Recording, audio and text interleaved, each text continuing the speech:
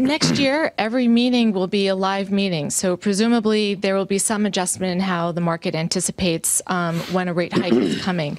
How has the committee thought through communicating those potential policy moves, especially in light of the fact of the tremendous amount of uncertainty going into next year?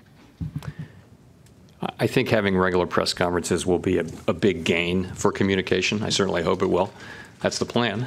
And so being able to come out after each meeting and explain the committee's thinking and relate that to the state of the economy and expectations for policy and global developments, I think it'll be, the idea is that it'll be helpful in explaining how we're thinking and, explaining what we're thinking about policy going forward. So that's the plan. I do believe it will be a positive development.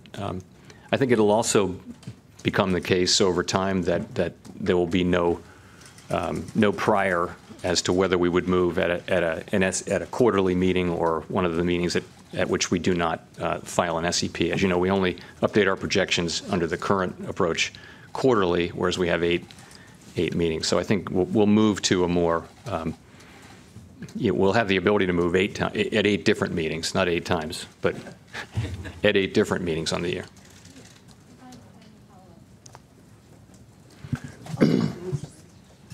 I guess that's sort of the question that I'm trying to drive at, is in terms of communicating to the market, because the market's been so adjusted to the fact that these are quarter-end rate hikes, and now you have the potential to move 8 times a year. Is the Fed thinking through how it's going to communicate when it plans, especially given the amount of uncertainty? Yes, I mean, I think that's probably pretty straightforward. If we want to communicate something about something that's going to happen at a future meeting, I think we know how to do that in speeches, in press conferences and such.